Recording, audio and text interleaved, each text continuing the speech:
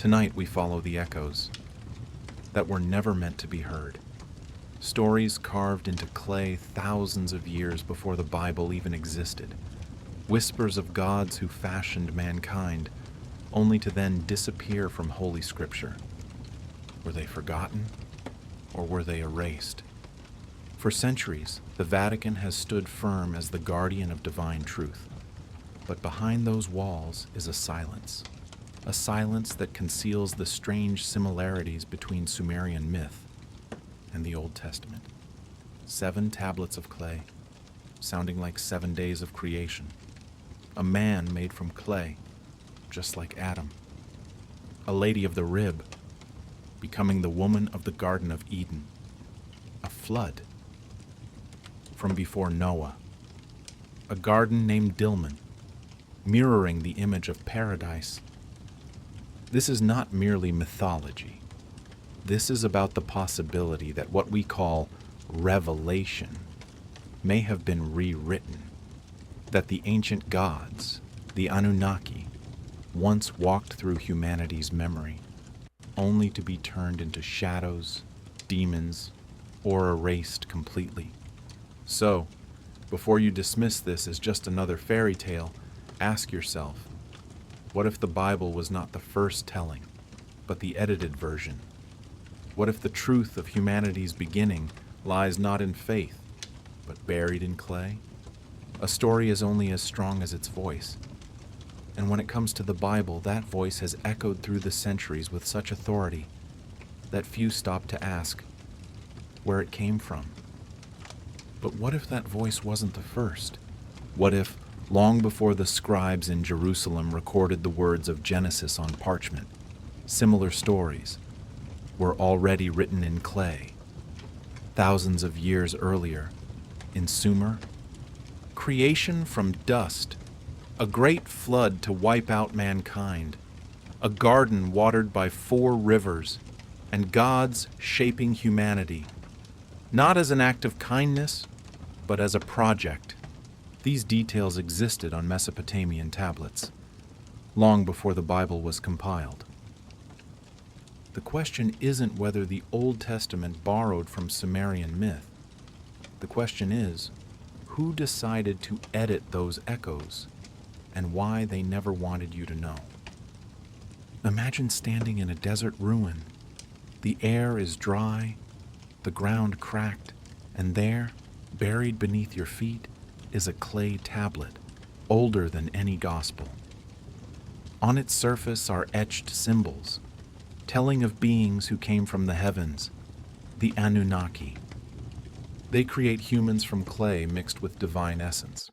They grant knowledge, but also demand obedience. Now, fast forward in time. A near-identical Bible verse reads, "Then the Lord God formed man of dust from the ground, and breathed into his nostrils the breath of life, and man became a living soul." Same idea, same imagery, a different name. Is it coincidence, or is it history, rewritten? For centuries, the Church has presented the Bible as a unique revelation, untouched by outside influence. However, archaeologists in the 19th century unearthed libraries in Mesopotamia that tell a different story.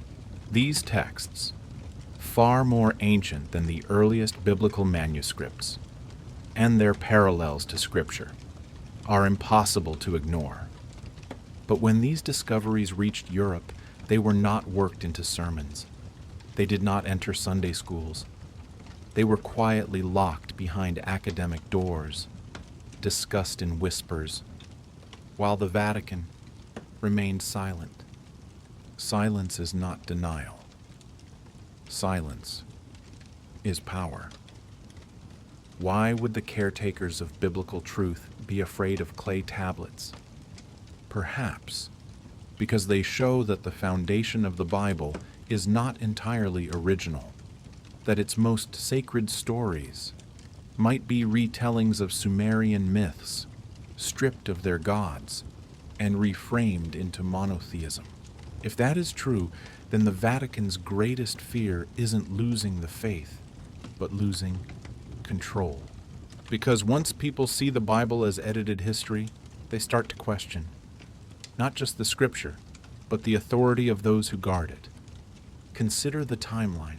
The Sumerian civilization flourished from 4000 BCE. The Old Testament was compiled much later, with the earliest fragments dating from the first millennium BCE. That means the Sumerians were writing their creation stories 2,000 to 3,000 years before Genesis. Now ask yourself, why do so few believers know this? Why does this overlap rarely appear in religious education? Could it be that an institution like the Vatican, with its vast influence over which texts were preserved and translated, made deliberate choices about what the public should see? This isn't about proving the Bible wrong. This is about realizing that what exists as scripture may also be the product of human editing. That editing left fingerprints, names changed, characters merged, events simplified. A flood hero named Atrahasis becomes Noah. A garden Dilmun becomes Eden. Gods who walked among men became a single all-powerful voice from above. All repackaged into a singular narrative, then defended as divine truth. So the puzzle begins. If the echoes of Sumer still resonate inside the Bible, who silenced the rest? And what would happen if those echoes were restored? If the clay and the scripture were read side by side? Would we discover that humanity's oldest stories were never lost, just hidden? And would we dare to admit that history as we know it was shaped not just by what was written, but by what was erased?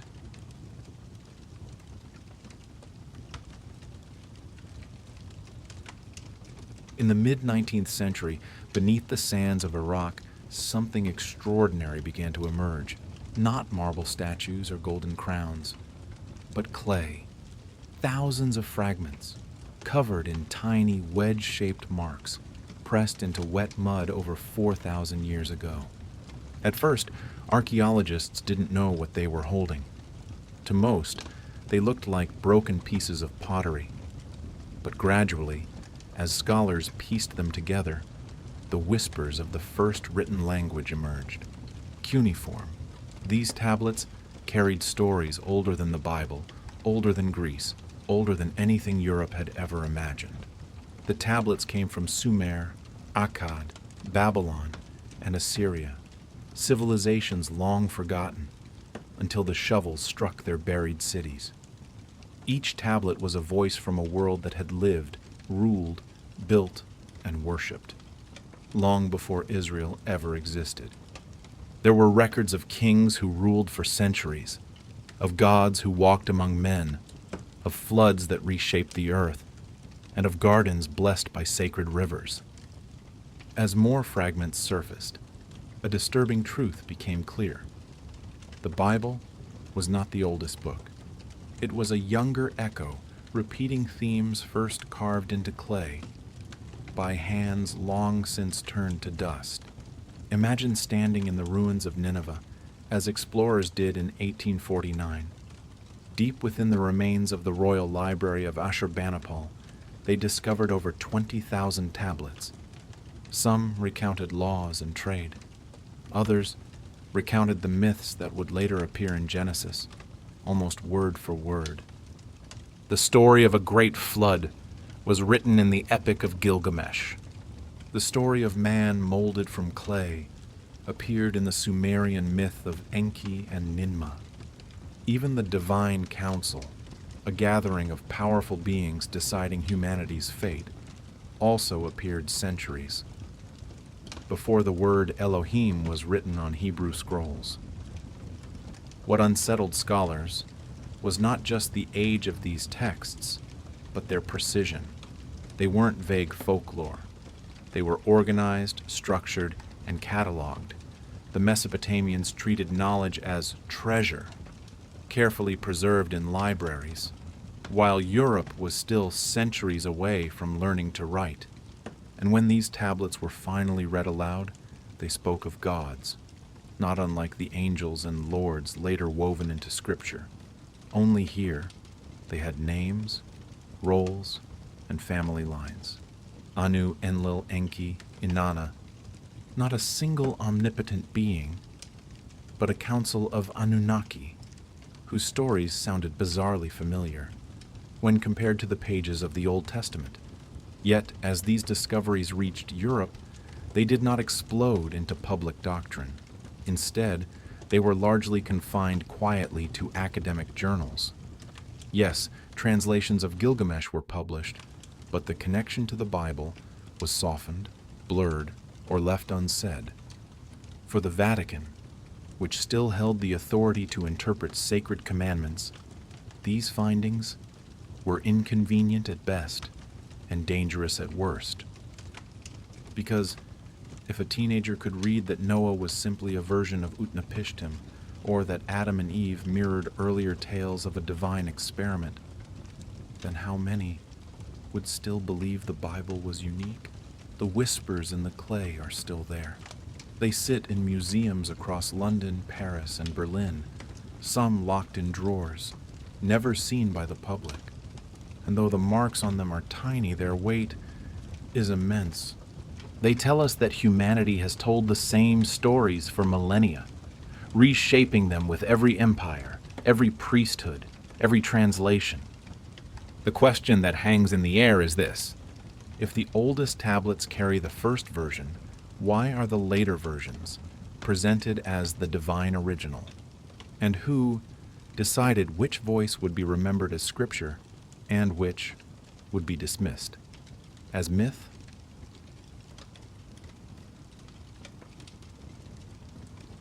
In the ruins of ancient Babylon, archaeologists unearthed a set of tablets telling a story of the beginning. They are called the Enuma Elish, 7 tablets, carrying the creation epic as the Mesopotamians understood it. Written nearly 2,000 years before Genesis, these tablets describe how the world was formed from chaos, how light was separated from dark, the heavens were fixed, and finally, how man was created to serve the gods. 7 tablets, each building a part of the story, each ending with divine order established. When you place these next to the biblical narrative in Genesis, an astonishing pattern emerges. The Hebrews did not speak of 7 tablets, but rather 7 days. According to the Enuma Elish, the world began in a void of swirling waters, where the primordial beings Apsu and Tiamat reigned. Their children, the younger gods, rebelled, leading to a cosmic battle. Marduk, the champion, defeated Tiamat, and from her divided body, fashioned the sky and the earth. Order rose from conflict.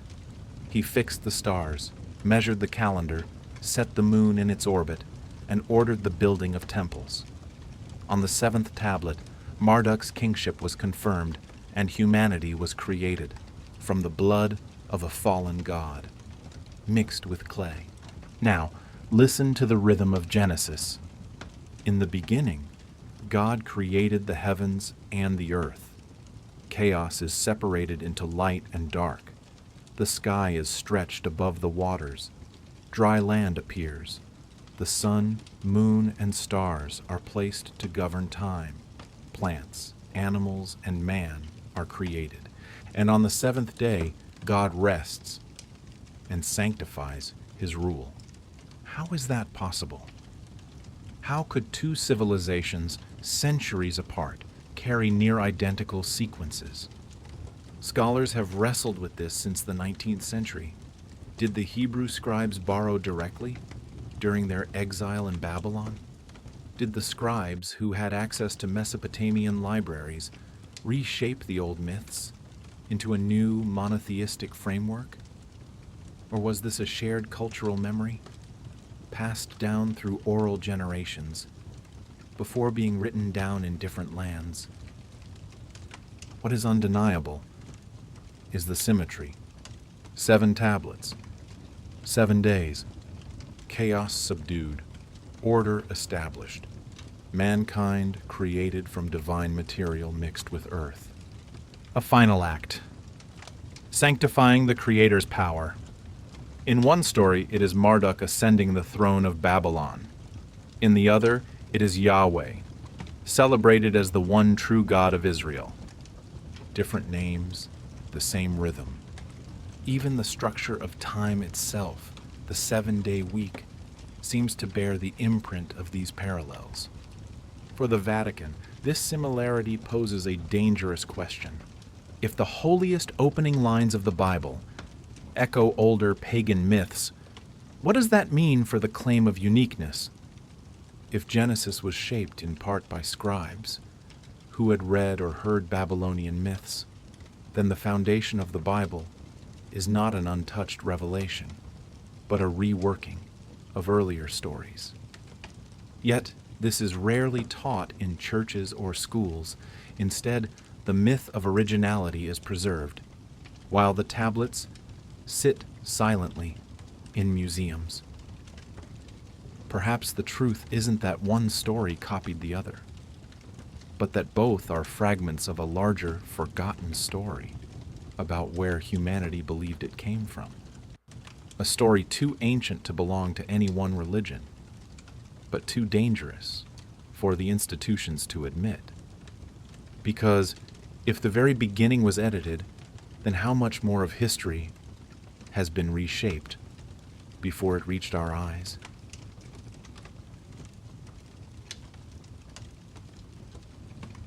Long before the first words of Genesis were recorded on scrolls, the people of Sumer told stories of how humanity began.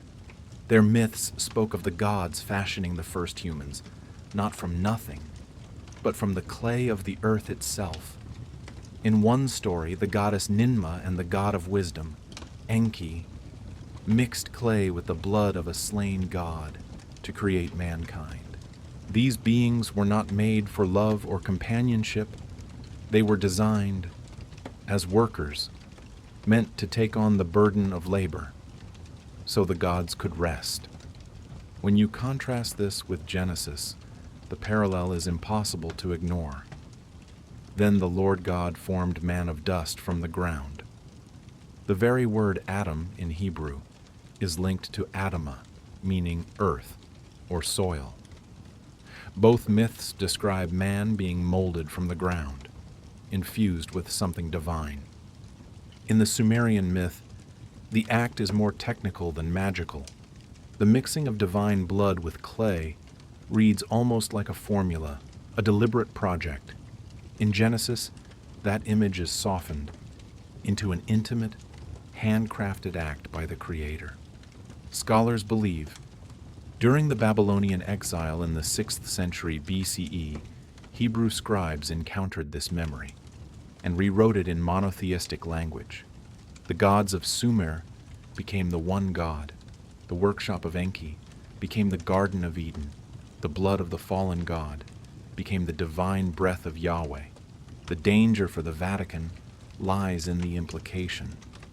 If the story of Adam is just a version of an older myth, then the scriptural origin of mankind is not a unique revelation, but an adaptation. The meaning of creation changes. Instead of a gift of life, it becomes a contract.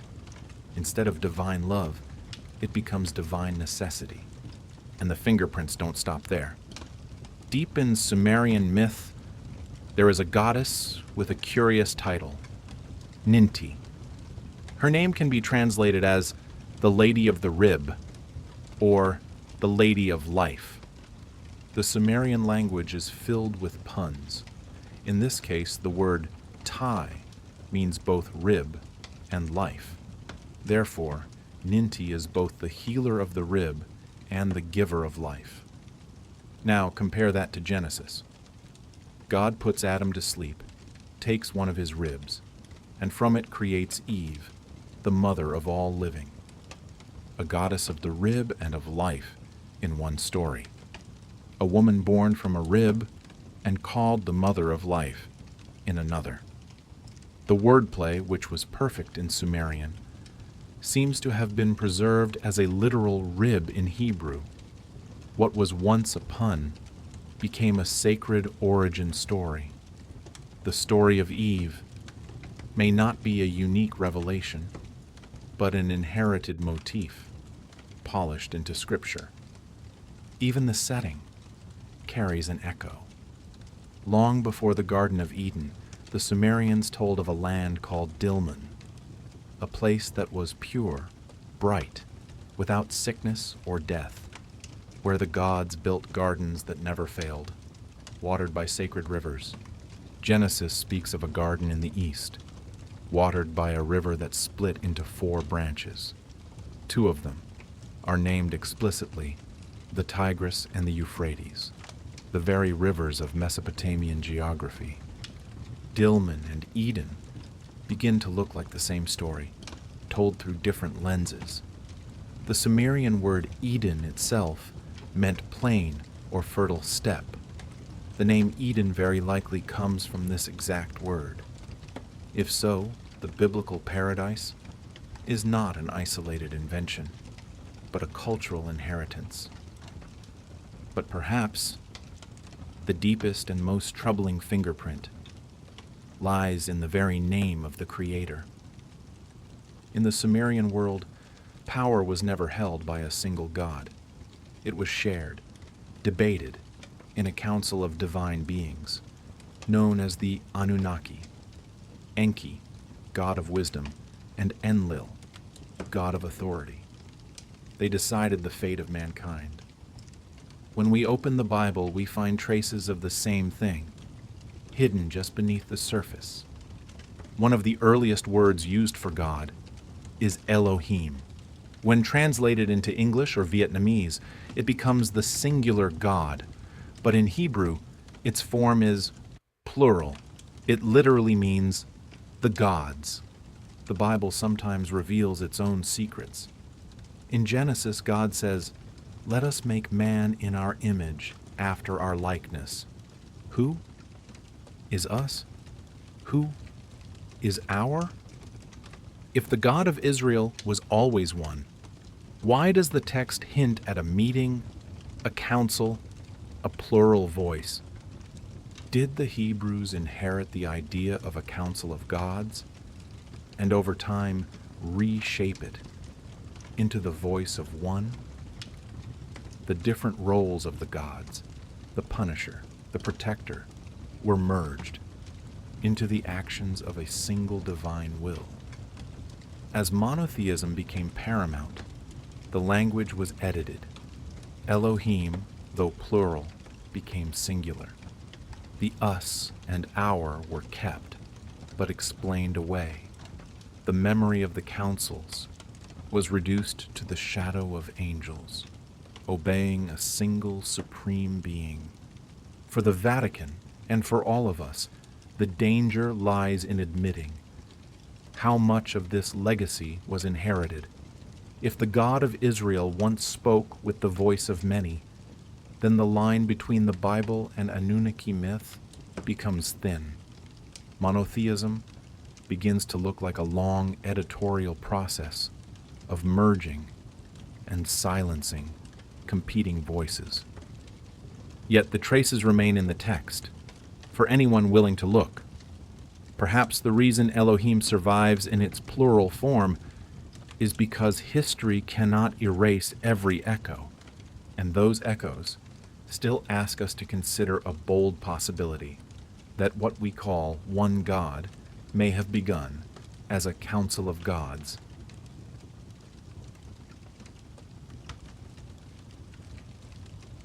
In our minds, the story of Noah and the Great Ark is a sacred and unique symbol, an eternal covenant between God and mankind after the fury of the waters.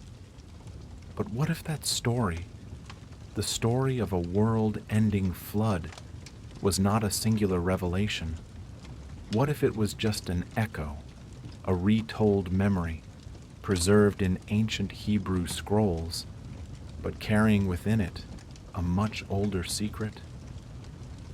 Long before the story of Noah was told, in the fertile lands of Mesopotamia, where civilization began, people told stories of a great flood that nearly erased humanity. Their stories were not written on papyrus, but carved in cuneiform on fragile clay tablets. And from the dust of millennia, two names have risen from those tablets, Atrahasis and Utnapishtim. Both of these men were warned by the gods that a devastating flood was coming. Both were instructed to build an enormous boat, and both, after the raging waters receded, released birds to search for dry land. When archaeologists unearthed these flood narratives in the 19th century, the parallels with the book of Genesis were so exact that scholars could not ignore them. Noah's story was not alone. It was part of a much older tradition, stretching back thousands of years before the Bible was written.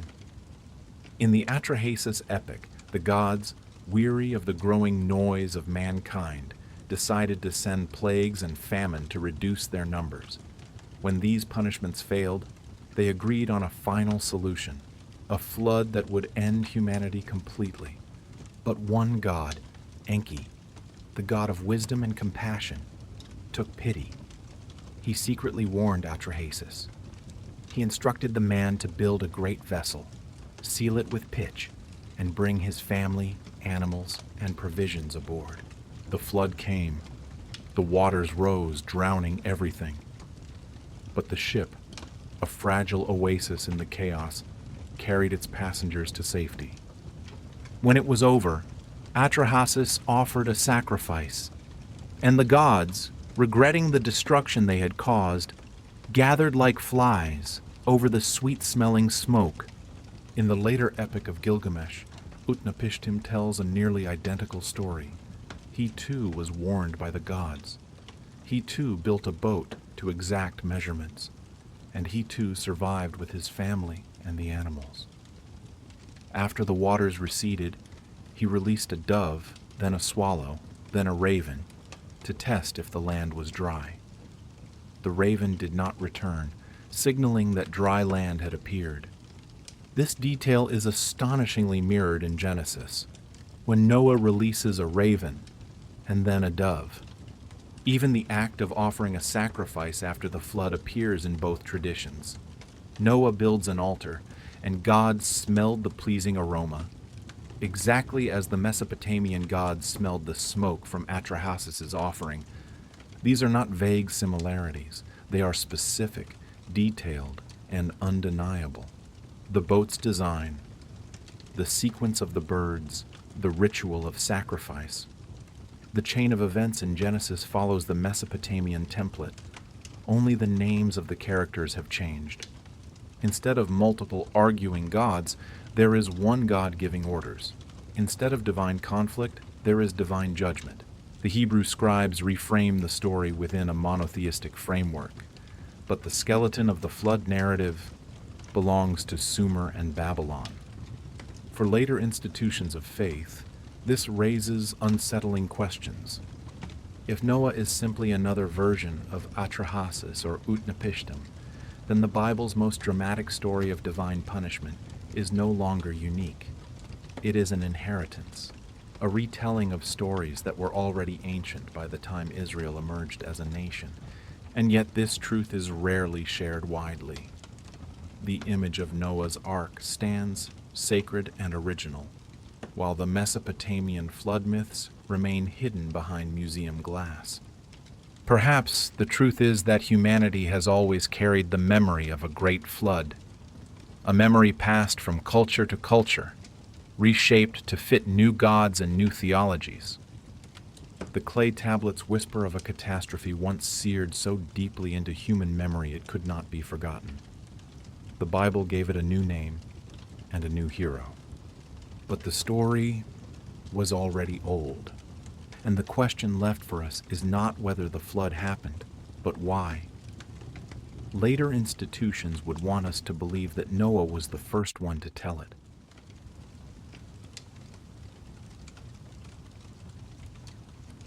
Long before the Bible described the Watchers and their giant offspring called the Nephilim, Mesopotamian myths told of powerful figures known as the Apkallu. The Apkallu were demigod sages, half human, half divine, sent by the gods to teach knowledge to humanity. They brought the skills of writing, agriculture, architecture, and even the secrets of the heavens.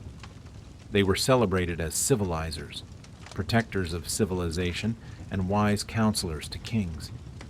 However, when fragments of these stories echoed into Hebrew canons, the tone changed completely. The figures who once gifted humanity with wisdom became rebellious angels who descended to earth, took human wives, and produced monstrous offspring. The bearers of knowledge became transgressors. The heroes were transformed into villains. In Genesis chapter 6, there is a strange passage, almost hidden between genealogies. It says the sons of God came down to the daughters of men and had children with them. These children became the mighty men who were of old, the men of renown. Later traditions call these beings the Watchers, celestial guardians who crossed a forbidden line. Their children were the Nephilim, giants who spread violence across the earth. It is a brief but disturbing story, feeling like a fragment, as if a larger narrative was deliberately cut down to just a few sentences. But when compared to the Mesopotamian Apkallu, the missing pieces begin to fit. The Apkallu were often described as hybrid beings, sometimes shown as men with wings or wearing fish skin cloaks, symbols of their divine origin. They passed on sacred knowledge, but in later Babylonian traditions, some Apkallu were blamed for bringing forbidden wisdom, leading to the corruption of mankind. This mirrors how non-biblical Hebrew texts, like the Book of Enoch, describe the Watchers teaching humanity sorcery, weapon-making, and astrology. It was knowledge deemed dangerous. What was once celebrated was now condemned. The line between a gift and a curse blurred, depending on who was telling the story. The Nephilim, children of the Watchers, also echo Mesopotamian stories of giant kings and demigods who ruled in the primordial age. The Sumerian king list even documents rulers who reigned for hundreds of years before the flood, just like the long-lived patriarchs of Genesis. In both traditions, the idea is the same. Before the Great Flood, beings of hybrid origin walked the earth, superior in size or wisdom, and their presence shaped humanity's destiny. So, why would later institutions of faith want to keep this connection in the shadows? Because acknowledging that the biblical Watchers were another version of Mesopotamian sages would undermine the uniqueness of the scripture. It suggests that the stories of angels and giants were not pure revelation, but refabricated fragments of older myths. It suggests that humanity's first teachers were once celebrated, then demonized, and finally buried under layers of censorship. The Bible's silence on the topic speaks volumes. Only a few verses remain, while the fuller accounts were labeled Apocrypha and left out of the official canon. And yet, the echoes remain, carved in stone, written on clay, and hidden in forbidden books. The story of the Watchers and the Nephilim refuses to be forgotten. They remind us that history is not just written by what is remembered, but also by what has been erased. And sometimes it is what was erased that carries the most dangerous truths.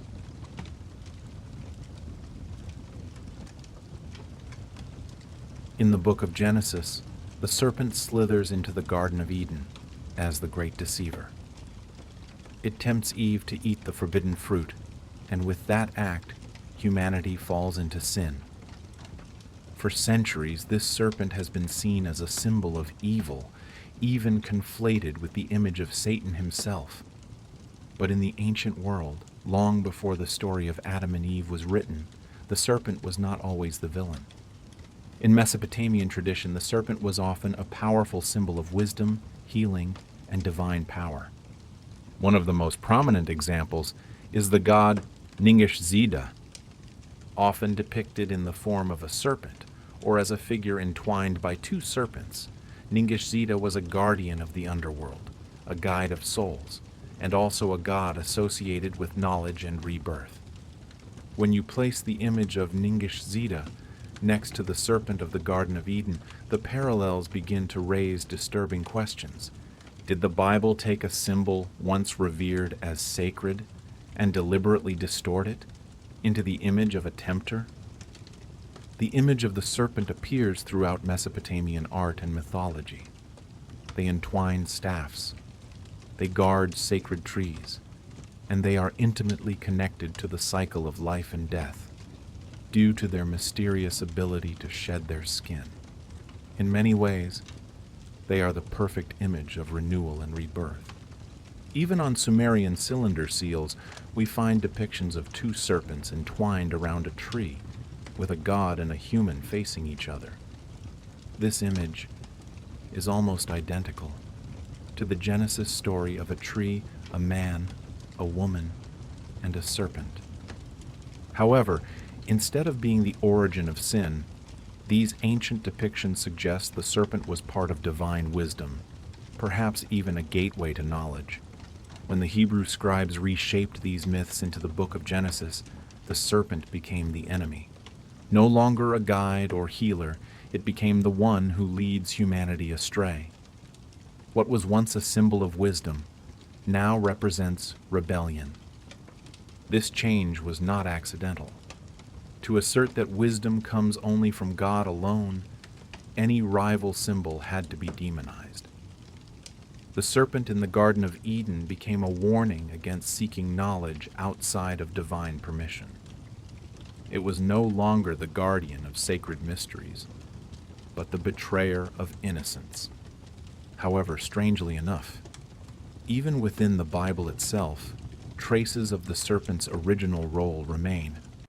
In the story of Moses, when the Israelites were bitten by venomous serpents in the desert, what did God command him to do? He commanded Moses to cast a bronze serpent and raise it on a pole. Anyone who looked at that bronze serpent was healed and saved. The very creature that Genesis curses is also presented as a source of life when used correctly. This contradiction points to older layers of meaning, layers that were never completely erased. The serpent could be both harmful and healing, both deceiving and enlightening, both destroying and restoring. For later institutions of faith, the serpent of Eden was most useful as a villain. It reinforces the idea of absolute obedience, that asking questions or seeking forbidden knowledge leads only to ruin. But when we look back at Mesopotamia, the serpent was never so simple. Ningishzida and other serpent gods carried meanings far deeper than temptation. They were connected to medicine, immortality, and the mysteries of life itself. The transformation of the serpent into pure evil in Genesis may reveal more about the editors of the story than about the symbol itself. And perhaps the oldest lesson hidden in these myths is the search for knowledge is always painted as dangerous by those who wish to keep it under lock and key.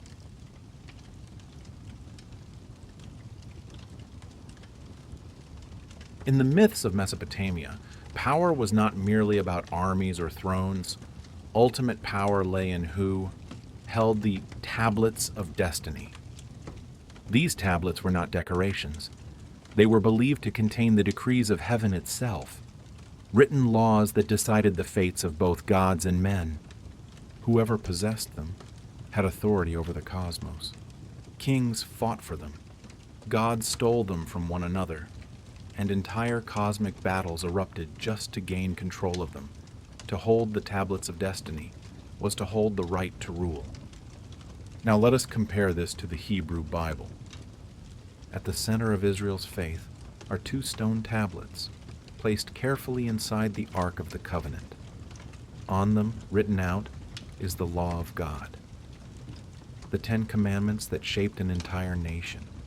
Just as the Mesopotamian gods anchored their authority in the tablets of destiny, The priests of Israel rooted their authority in the tablets Moses brought down from the smoking mountain. This parallel is not a coincidence. In the Babylonian epic Enuma Elish, the god Kingu receives the tablets of destiny from Tiamat. With them worn on his chest, he had the power to command the universe. But when Marduk, the hero god, defeated Tiamat, he seized the tablets and asserted his supreme authority. The message was clear. Divine rule is proven not just by strength, but by who holds the written decrees of heaven. Centuries later, in the book of Exodus, Moses ascends Mount Sinai and returns with 2 tablets, inscribed by the finger of God. These tablets were placed inside a golden chest, the Ark of the Covenant, which became the most sacred object in Israel's history. No king, no prophet, no warrior could dispute what was written within. Authority lay not on the battlefield, but in the sacred text. Protected by the priesthood, the parallels run deeper than most realize. Both traditions tie divine law to physical objects, tablets that cannot be altered or ignored. Both make these tablets the ultimate source of power, higher than kings or armies. And in both, control over those tablets became a matter of political struggle. In Mesopotamia, rival gods fought to possess them. In Israel, priests and prophets clashed with kings over who had the right to interpret and enforce the law within the ark. The question was never just about religion. It was about power. Who owns the divine law? Who speaks for heaven?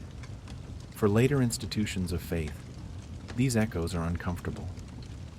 Because if the Ark of the Covenant is just one part of an older tradition of sacred tablets, the uniqueness of the Sinaitic law fades, blending into a larger pattern. The idea that law comes from heaven and is guarded by a priesthood did not begin at Sinai. It was already flourishing in Sumer and Babylon. The difference is that monotheism collapsed the voices of many gods into the will of a single God, while preserving the exact imagery of heavenly decrees, locked away on stone tablets. Even today, the symbol of law written in stone remains incredibly powerful. It represents permanence, authority, and divine order. But the clay fragments from Mesopotamia remind us that this symbol is older than the Bible, older than Moses, and older than the Ark itself. The real question is, were these tablets ever just about divine truth, or were they always tools of control? To hold the words of heaven is to rule the earth, and whoever holds those tablets holds the power to shape history itself.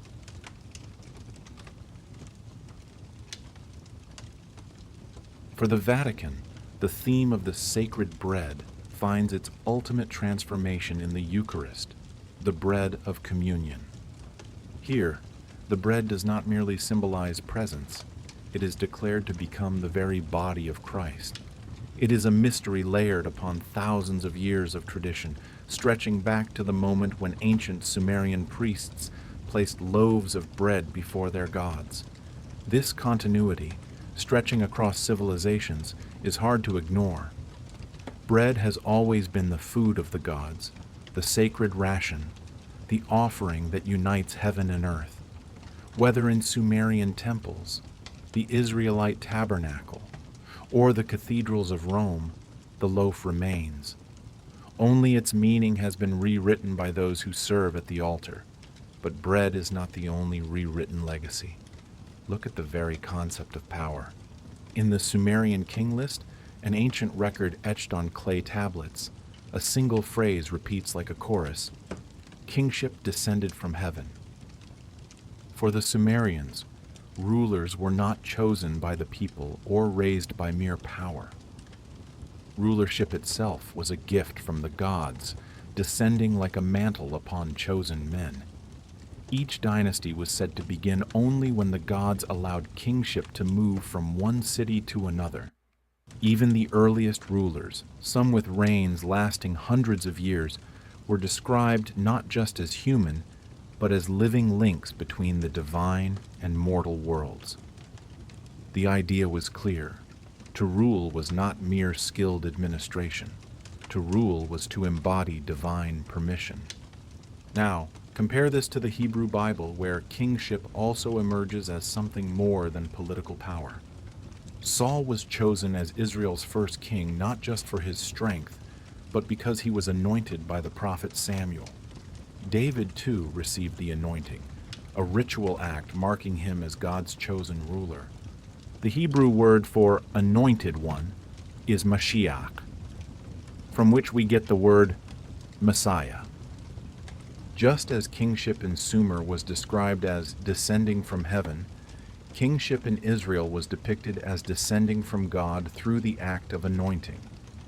The ritual is different, but the principle is the same. The authority is divine, not human.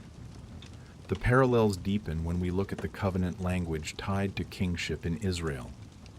God promises David that his throne will be established forever, that his dynasty carries an eternal weight. In Sumerian texts, kingship was also bound by a cosmic decree. A ruler was legitimate only if the gods had granted the right to rule, and rebellion against him was rebellion against heaven itself. Both traditions elevate kingship above politics, turning it into a sacred office, where the ruler stands as an intermediary between the divine will and human society. But there is a notable difference. In Mesopotamia, kingship was often absolute, with rulers claiming to be demigods, their power flowing directly from gods like Enlil or Anu. In Israel, kingship was tempered by covenant. The king was chosen by God, but he was bound to obey the divine law. When kings disobeyed, prophets rose to challenge them, declaring that God could revoke their legitimacy. The divine gift was real, but conditional. In this way, the Hebrew version reshaped the older Sumerian idea, preserving the divine authority, but placing it under the watchful eye of the covenant. For the Vatican, this connection is rarely discussed, but the echoes are powerful. The idea of God-ordained rulers runs through the Bible and into medieval Europe, where kings were crowned in cathedrals, their power declared to flow from heaven. The phrase divine right of kings is simply another form of kingship descended from heaven. Yet, the origin of this belief lies not only in Israel, but in the river valleys of Mesopotamia, where the clay tablets declared that no throne could stand without the blessing of the gods. The ruins of Sumer whisper that political power has always been wrapped in a divine story. Israel inherited and reshaped that story, passing it down until it reached the altars of Europe. But the root remains the same.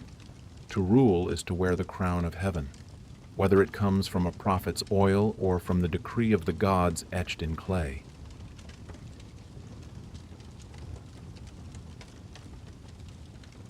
In the 6th century BCE, Jerusalem fell to the armies of Babylon. Their temple was destroyed, their treasures looted, and their leaders forced into exile. For the Israelites, this was not just a political defeat. It was a crisis of faith. The God who had promised them land and kingship seemed to have fallen silent, and the people were left, scattered in a foreign empire. But the exile was not the end. It became the moment when Hebrew scribes began to collect their traditions, rewrite their history, and shape the texts that would become the Bible. And the setting for this work was not just any land. It was Babylon, a city with one of the greatest collections of stories and libraries the world had ever known. The exiles lived in the shadow of Mesopotamian culture. They walked streets decorated with images of gods and monsters, past ziggurats that rose like mountains, and heard stories that had been told for thousands of years. In Nineveh, the royal library of Ashurbanipal had collected tens of thousands of clay tablets recording myths, histories, laws, and omens. Although Nineveh had fallen before the exile, its influence lingered in the scribal schools of Babylon. Knowledge was everywhere. etched in cuneiform, preserved in epic poems, whispered in rituals. For the Hebrew scribes, struggling to make sense of their own history, these libraries were silent teachers. It is no coincidence that during or after this period, the Hebrew Bible took the form we recognize today. The story of creation in 7 days echoed the 7 tablets of the Enuma Elish. The flood of Noah mirrored the flood of Atrahasis. The Tower of Babel reflected the towering ziggurats of Babylon itself. Even the language of law and covenant bore the style of Mesopotamian decrees. Surrounded by stories older than their own, the Hebrew scribes reshaped their heritage. They absorbed the motifs, but recast them under the banner of the one God. What had been polytheistic became monotheistic. What had been myths of many gods became testimony to Yahweh alone. The exile was also a test of identity. Without a land or a temple, what held the people together? The answer was the written word. The scribes gathered oral traditions, re-edited older scrolls, and created a unified story of a chosen people. They looked at the chaos of their exile and reinterpreted it as divine judgment, not divine failure. They created a past to explain their present, drawing both from their own memories and from the stories of the empire that held them captive. For the Vatican, the Babylonian exile is often portrayed as a tragedy redeemed by faith. However, what is seldom acknowledged is how much the Bible borrowed from Babylon. Without the exile, the Hebrew canon might never have been written in the form we know. Without exposure to Mesopotamian myths, many of its themes would remain inexplicable. The exile was not the death of Israel. It was its rebirth, forged in the libraries and legends of its conquerors. And hidden inside that rebirth is a truth rarely spoken: that the Bible was shaped not only by revelation, but also by the clay tablets of Nineveh.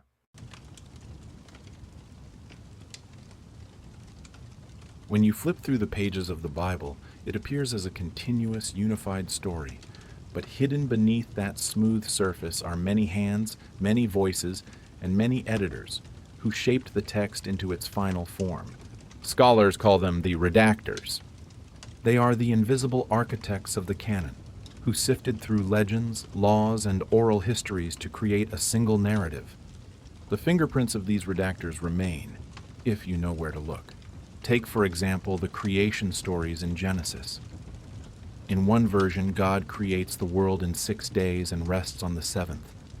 In another version, the man is created first, then the animals, then the woman. The writing style is different. The sequence of events does not match. Even the name for God changes. One uses Elohim, the other Yahweh Elohim. Instead of erasing one, the redactors stitched them both together, leaving the seams visible. The result is a text that holds multiple traditions under one cover. It was edited not for perfect logic, but for theological meaning. The Elohist source and the Yahwist source were allowed to coexist because both were considered sacred memories. The same is true for the Great Flood. One thread says Noah brought 2 of every kind of animal. Another thread says he brought 7 pairs of clean animals. One says the flood lasted 40 days, the other 150 days. The differences come from separate traditions, one priestly, one older. Both were preserved by the redactors, who merged them into a single story. Instead of eliminating, they layered them. These contradictions reveal the editorial process at work. The scribes were unwilling to destroy a tradition, but determined to harmonize them. During the Babylonian exile, this work intensified. The Deuteronomist editors wove sermons about obedience, exile, and return into Israel's story, framing history as a cycle of sin, punishment, and restoration. Their fingerprints appear in phrases like, "with all your heart and with all your soul," repeated like a refrain. The priestly editors, writing later, added genealogies, ritual instructions, and precise laws, shaping a world where holiness was measured by order and boundaries. Together, these voices gave the Bible its layered texture, not the work of a single prophet, but of generations of scribes. For the Vatican, the presence of redactors is often minimized.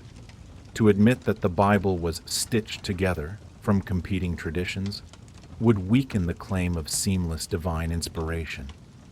Yet the evidence is etched into the text itself.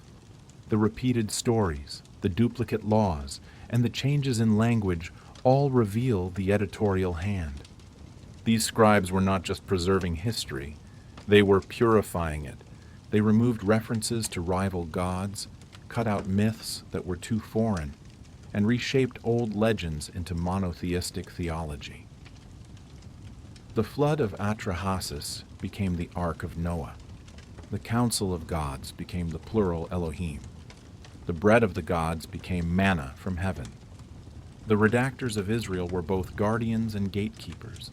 They ensured that nothing outside their view could survive intact. But they could not erase everything. The echoes of older myths bled through, faint but undeniable.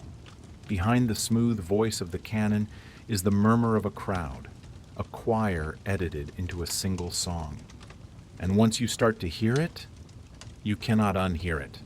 The Bible becomes less like a single voice from heaven, and more like a library of many voices, selected, merged, and polished by human hands.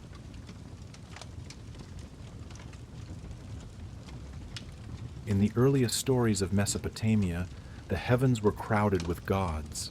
Anu ruled the sky, Enlil commanded the air, Enki governed the waters, and Inanna strode through love and war.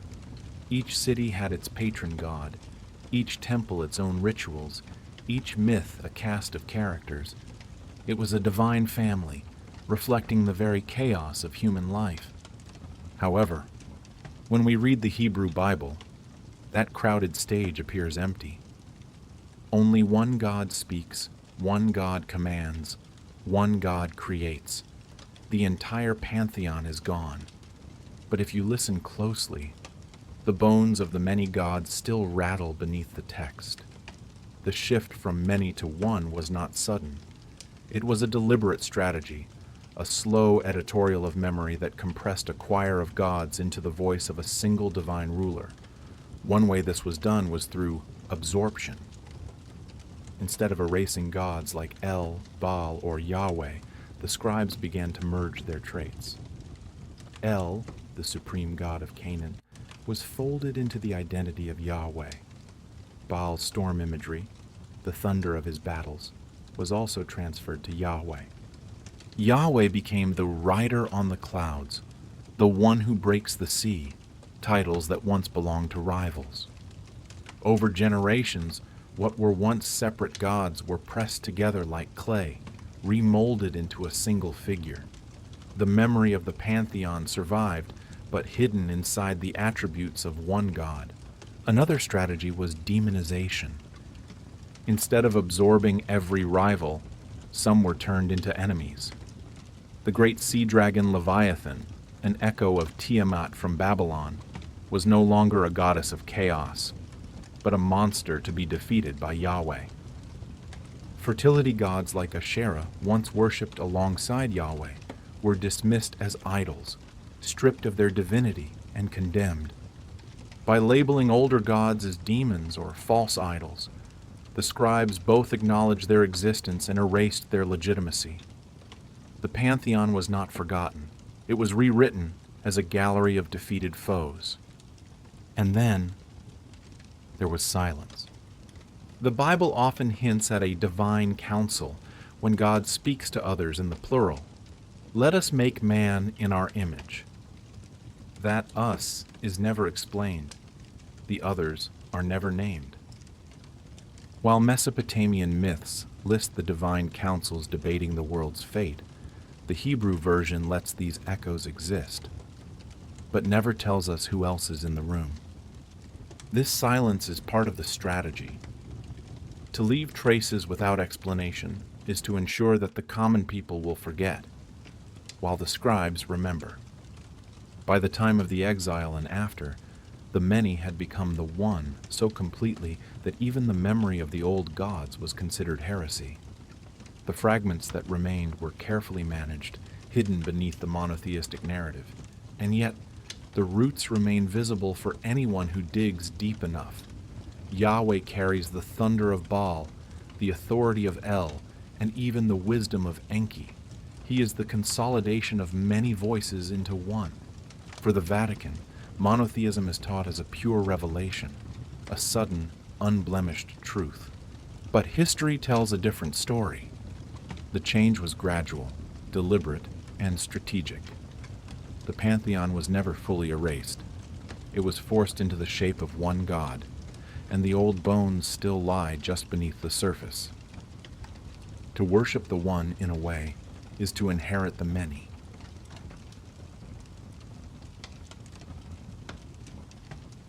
For the Vatican, the imagery of mountains has been spiritualized. They are taught as symbols of prayer, of revelation, and of closeness to God. But their ancient roots reveal a deeper story. The mountains of Israel were not isolated inventions. They were part of a much older tradition, where sacred high places were always seen as the bridge to heaven.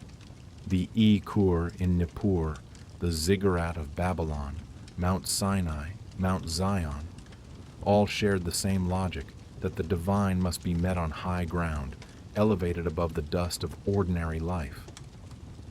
The ruins of the Mesopotamian ziggurats and the enduring stories of Sinai both whisper the same truth. Humanity has always built or sought mountains, whether real or symbolic, to meet the divine. Whether molded from mud and brick or rising from desert rock, the journey to heaven is mankind's oldest dream, a dream told and retold in new languages and new faiths. In the cities of Mesopotamia, the future was not a mystery left to chance. Priests and prophets watched the skies, tracked the movements of the stars, read the patterns of smoke, and even inspected the livers of sacrificed animals to discover omens. To them, this was not superstition. This was science, a system refined over centuries and recorded on thousands of clay tablets. Every eclipse, every deformed livestock birth, every strange dream was seen as a message from the gods. Kings would not wage war, plant crops, or build temples without consulting these signs first. The diviners were not outcasts. They were the official voice of heaven. But when you turn to the Hebrew Bible, the tone changes abruptly. Activities like divination, astrology, and omen reading are condemned time and time again. The people of Israel are told not to consult soothsayers, necromancers, or stargazers. Instead, they are commanded to listen to the prophets, men and women chosen by God to speak His word directly. The role of interpreting divine will was not eliminated, it was redirected. The Bible redefined who could speak for heaven and how. Instead of celestial omens or the liver of a sheep, truth came through visions, dreams, and fiery words delivered by prophets like Isaiah, Jeremiah, or Ezekiel. However, the similarities remain if you look closely. The Hebrew prophets often acted like ecstatic seers. They fell into trances, saw visions of heavenly wheels, heard voices, and delivered cryptic oracles. In Mesopotamia, similar ecstatic states were prized, with prophets of Ishtar or Shamash shouting messages from the gods in marketplaces and temples. The difference was in the framing. For the Hebrew scribes, prophecy was valid only if it pointed to Yahweh. All other channels were labeled as false, dangerous, or even demonic. The mechanism of seeing the unseen was the same, but the interpretation was narrowed to a single divine source. Even dreams became a battlefield of authority. In Babylon, kings recorded dreams and relied on interpreters who had massive handbooks of meanings. In the Bible, Joseph and Daniel also rise as dream interpreters, but with a difference. They claim their wisdom comes not from handbooks or omen texts, but directly from God. When Daniel interprets Nebuchadnezzar's dream, he explicitly contrasts his power with the failure of the Babylonian diviners. The story wasn't about whether dreams revealed the future. Both cultures believed they did. The story was about who had the right to interpret them. For the Vatican, prophecy has always been framed as holy inspiration, distinct from the superstition of the ancient pagans. Yet the historical record shows the line between prophet and diviner was thin, and the separation was deliberate. In the ancient city of Nippur, time itself was sacred. Priests there carefully tracked the movements of the moon and stars, aligning human life with the rhythms of the cosmos.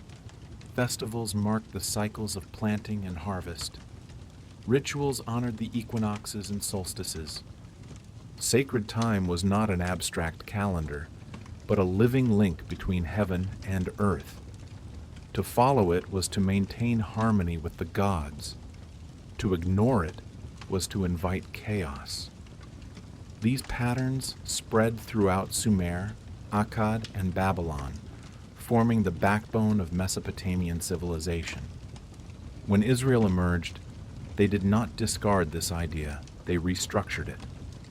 The Hebrew Bible is filled with commands to observe festivals, new moons, and the Sabbath, all tied to agricultural and celestial cycles. The Passover marked the spring barley harvest. The Feast of Weeks celebrated the wheat harvest. Sacred time did not disappear. It was recalibrated to fit the story of a single God. The calendar war began when control over time became a tool of power. In Babylon, the priests of Marduk declared the New Year's festival as the reestablishment of the cosmos. In Jerusalem, the priests of Yahweh marked the year with their own festivals, declaring that God, not Marduk, ruled the seasons. Both calendars were based on the same cycles of the moon and stars, yet their stories diverged. Even the Sabbath reveals this continuity. In Mesopotamia, certain days of the lunar month were considered unlucky or sacred, times when work was forbidden. In Israel, this rhythm became the 7-day Sabbath, a divine command rooted in creation itself. The logic was familiar, but the story was rewritten. Later, the battles over the calendar continued. During the exile, Hebrew scribes were confronted with the massive astronomical systems of Babylon. Rather than reject them, they incorporated some of the knowledge while insisting that only Yahweh set the true time. For the Vatican, the story of the calendar reached its peak in the adoption of the Gregorian calendar in the 16th century. Yet, its roots stretch back to Nippur, where priests once looked to the stars to align the earth with the heavens. From Mesopotamia to Jerusalem to Rome, the struggle has always been the same. To mark time is to claim power, and each recalibration hides the old cycles beneath new layers of meaning.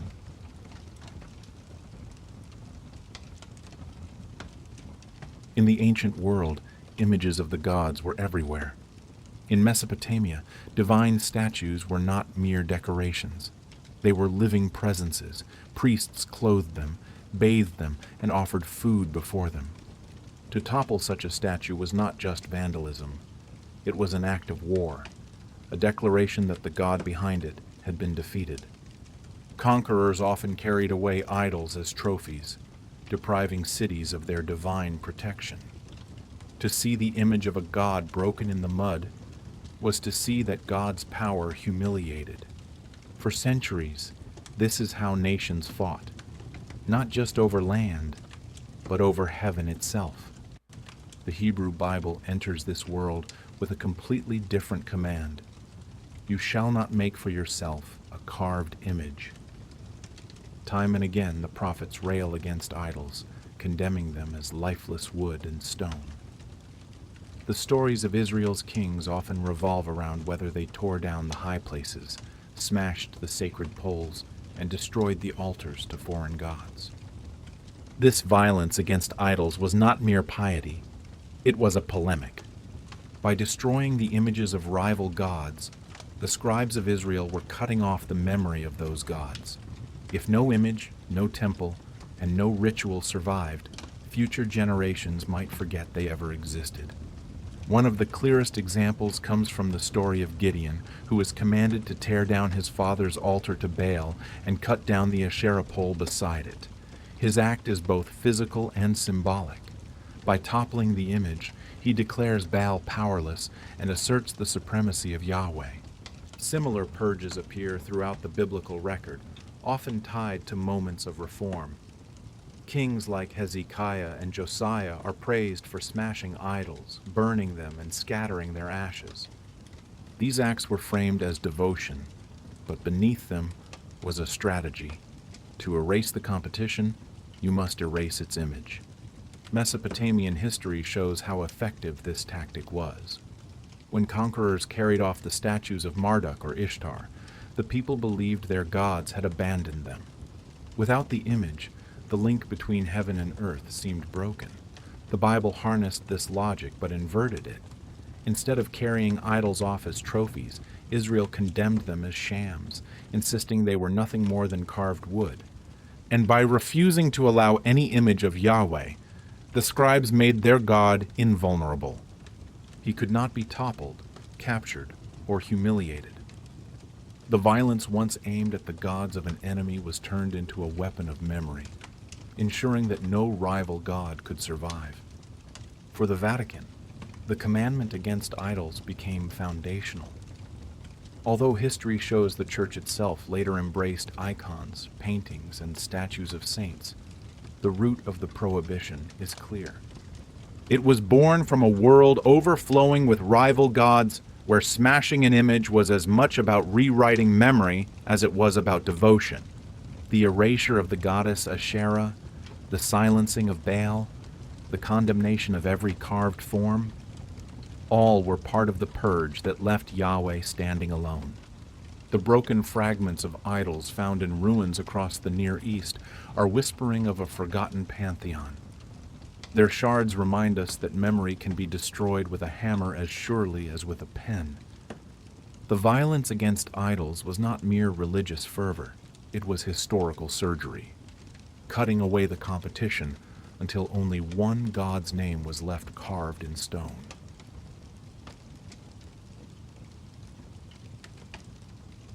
At the heart of Mesopotamia, words were carved into clay.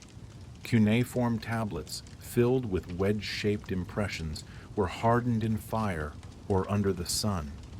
These tablets were heavy, durable, and stubbornly fixed. Once inscribed, they could not be easily altered. For this reason, myths like the Enuma Elish, the Epic of Gilgamesh, and the Atrahasis survived for thousands of years. Buried under rubble, forgotten in palaces, they waited patiently until archaeologists uncovered them. The medium itself preserved them, carrying voices from the 3rd millennium BCE into the modern world. But Israel did not write its scriptures on clay. The Hebrew Bible was shaped on scrolls of parchment or papyrus, lighter, more flexible, and more portable. Unlike clay, these materials were fragile. They could rot, burn, or dissolve over time. To preserve them required constant copying from one generation of scribes to the next, and every copy was an opportunity for change, whether intentional or accidental. Where the Mesopotamian texts remained fixed, the Hebrew texts evolved. They were stitched together from traditions that could be reshaped every time the scroll was copied. This shift from tablet to scroll was not just about convenience, it determined what would survive and what could be edited. Papyrus imported from Egypt allowed for long, continuous narratives written in a flowing script. Parchment prepared from animal skins offered greater durability in the arid climate. Both mediums supported portability. It allowed exiled scribes to carry their texts across borders, unlike clay libraries that shattered when empires fell. But this portability came at a cost. Very few original Hebrew scrolls remain. What we read today is the result of centuries of copying and redaction, shaped by hands we can no longer trace. The fragility of the scroll invited control.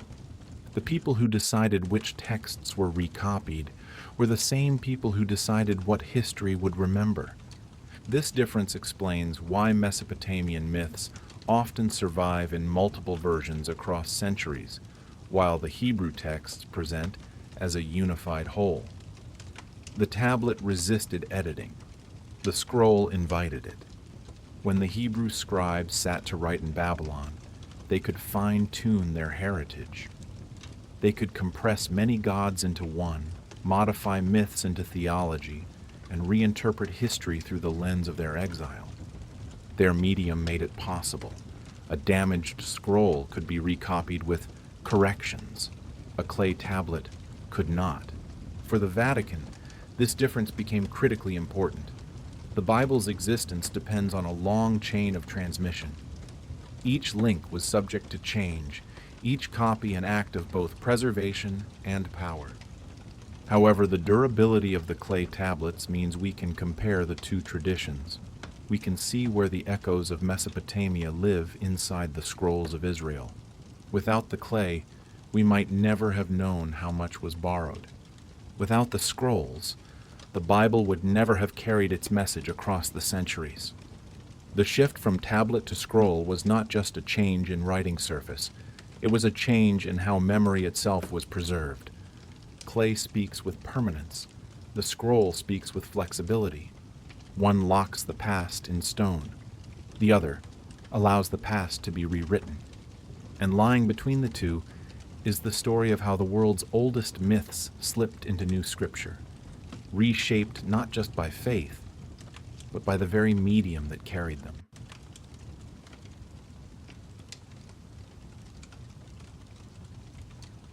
Beneath the heart of Vatican City lies a place few have ever seen. Endless corridors, lined with shelves, stretch for miles, containing millions of documents locked away from the public's prying eyes. This is the Vatican Secret Archives. Although the Church insists the Latin word secretum means private, not hidden, the end result is the same.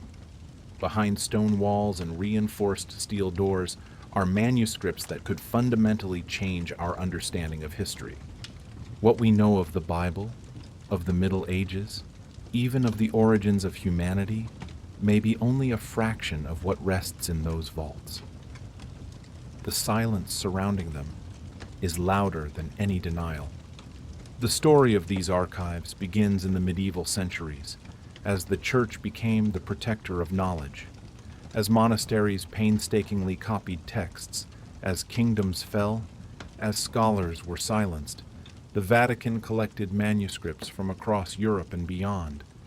Some were donated, others were confiscated, and many were quietly absorbed as the libraries of heretics or conquered peoples were dismantled. To hold the texts was to hold history. By the 13th century, the Pope had become not just the guardian of souls, but the gatekeeper of memory. What was preserved was carefully chosen. What was deemed dangerous was locked away. What was inconvenient was never displayed. That silence was strategic. Imagine. Just imagine if, in the middle of the Dark Ages, a text suddenly appeared showing that the Old Testament story of Genesis was, in fact, borrowed from older Sumerian myths.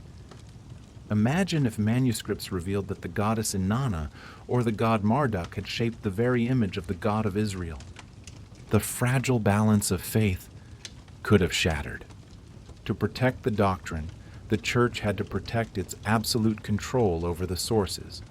The safest way was not to burn every book, but to bury them in vaults, where they could not be questioned, where they would slowly fade from public memory.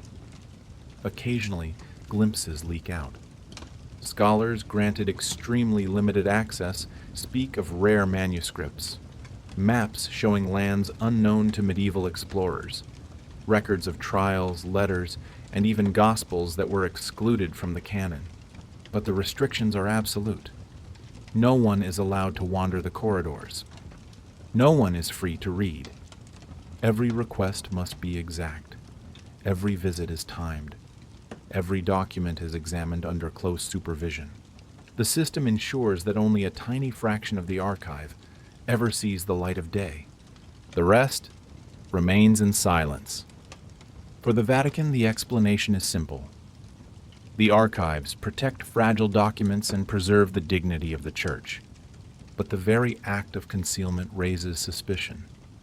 If the truth supports the faith, why lock it away? If history is clear, why control access to it? The silence itself becomes an answer. It suggests that some things are too disruptive, too earth-shattering to be released. The politics of what is displayed and what is hidden reveals more than any manuscript. It reveals a fear of questions. Questions that might unravel centuries of certainty. Perhaps the most haunting thought is this. The stories of Mesopotamia survived on clay, buried for millennia until unearthed by time. The stories in the Vatican remain buried by choice. They are sealed not by time, but by power. And as long as the vaults remain closed, we are left with only the fragments, wondering what else lies beneath the silence, waiting to be spoken.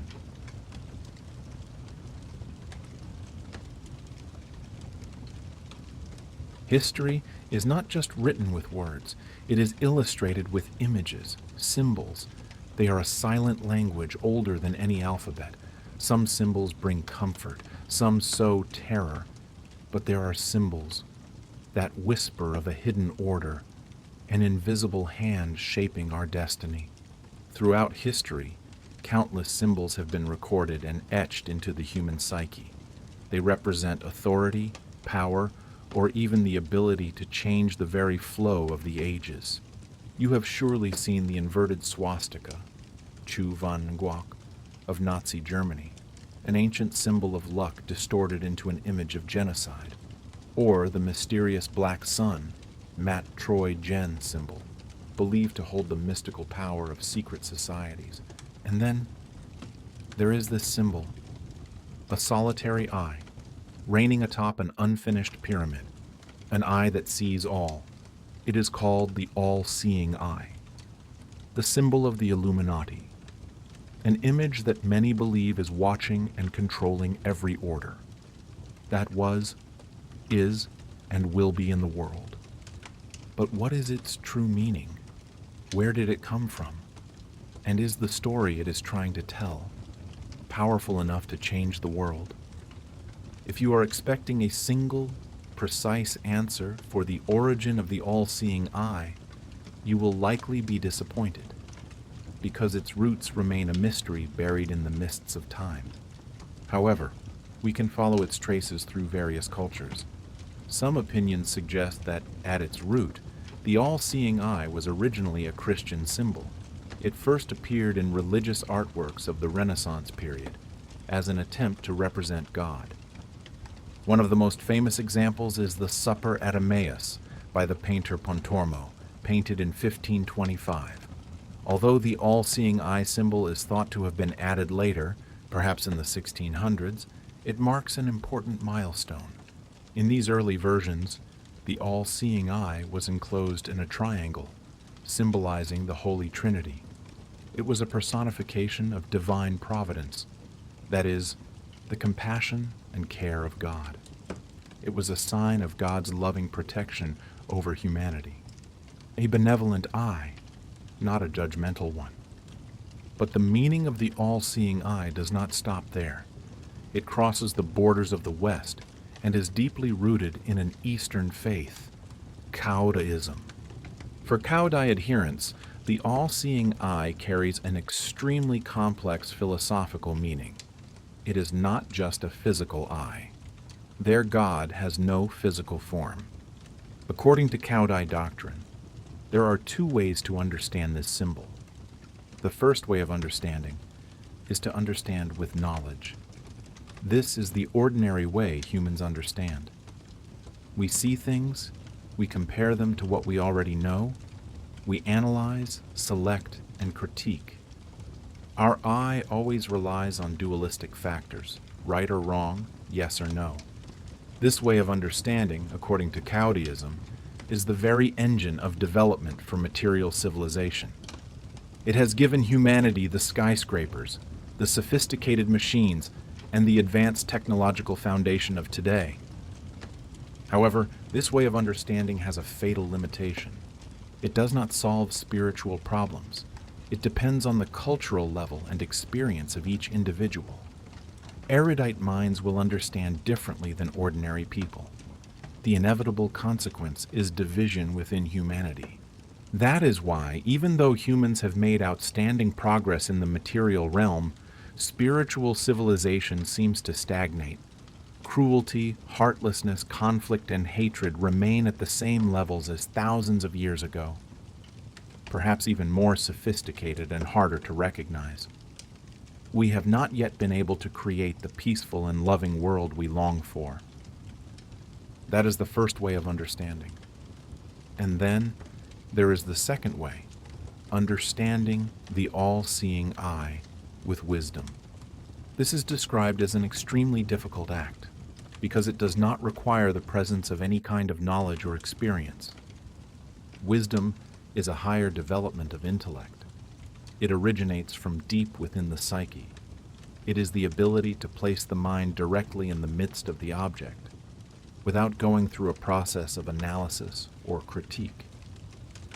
When observing with wisdom, the observer and the observed become one.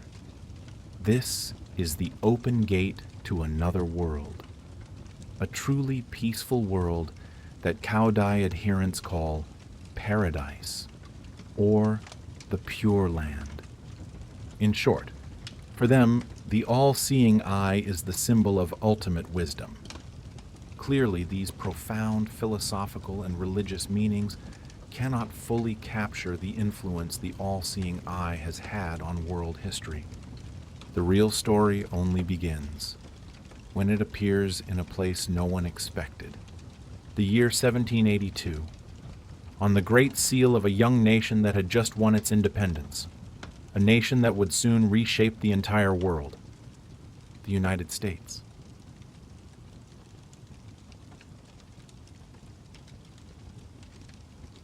It is engraved on the Great Seal of the United States of America, and more importantly, it is printed on the back of the most common banknote on the planet, the $1 bill. Look closely. Above a truncated, unfinished pyramid, there are 13 steps, symbolizing the 13 original states. Below is the Latin text, Novus Ordo Seclorum, a new order of the ages, and above, the all-seeing eye reigns, with the text, Annuit Keptis, God has smiled upon our beginnings. The entire symbol, according to the official explanation, implies that God grants favor to a prosperous America. Its appearance on the dollar bill has made the all-seeing eye common throughout the world, an image seen billions of times every day. But it was a strange choice, an almost bizarre choice for a young Republican government, founded on the ideals of individual liberty and liberation from the yoke of domination. This symbol, when detached from the official explanation, does not convey a feeling of freedom. It conveys a chilling feeling of surveillance, of a tyrannical, omniscient ruler, controlling every citizen. Combined with the pyramid image, it looks more like a symbol representing some secret cult than representing a nation. And perhaps that is precisely the key. Perhaps we have paid too much attention to its meaning in Taoism, in Christianity, or even its official meaning on the US dollar. What our minds are truly drawn to, what makes us curious and perhaps afraid, is the all-seeing eye's connection to one name, Illuminati, the Order of Enlightenment, a secret society believed to have been and to be holding countless unimaginable tools to control and operate the world from the shadows. Since the dawn of the Internet age, cyberspace has been flooded with myriad information, hypotheses, and accusations aimed at the Illuminati. It is said that the members of this secret society include many of the most powerful political leaders, religious icons, movie stars, and people of global influence. A few of them seem to quite enjoy this, and have never publicly denied the rumors. As wild as it may sound, the Illuminati conspiracy theory has an astonishingly loyal following. A survey in the United States once found that up to 30 million people believe the Illuminati truly exists and is active. What do they believe? They believe the Illuminati is an organization that controls world affairs, that they are the ones who create historical events, from wars to financial crises, that they arrange and place their personnel in key positions in many of the world's leading governments and corporations, all for a single purpose: to establish a new world order. And now, look back at our symbol, the eye on top of the pyramid, the symbol you see on the $1 bill. That is their mark. Of course, it also has other variations, but the core remains a solitary eye. This overly prominent symbol, with the Millennium Eye inside a glowing triangle of power, is the very representation of understanding, of the enlightenment they pursue. But trying to learn about the Illuminati is a journey into the fog. In reality, the Illuminati is said to be an extremely complex hierarchical system, including countless chapters, affiliated or associated groups. Each chapter has its own doctrine, with an independent organizational method. Therefore, anyone discussing the Illuminati quickly feels troubled, falling into a sense of confusion, unable to comprehend what its true structure is. But that very fact, ironically, only adds to the mystical color and magical power of the name Illuminati. Anyone who tries to analyze them is inadvertently drawn into a chaotic mess of reasoning, and only makes this secret society seem greater and more terrifying. This eye, what does it represent? For the Illuminati, I, Conmat, also means one, Mot.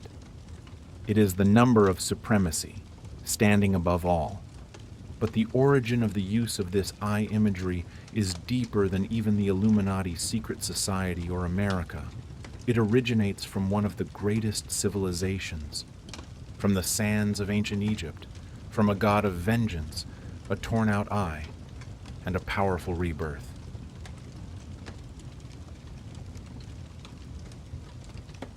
To understand the true power of this eye, we must journey back to the cradle of civilization, to the land of the pharaohs, where gods walked among mortals.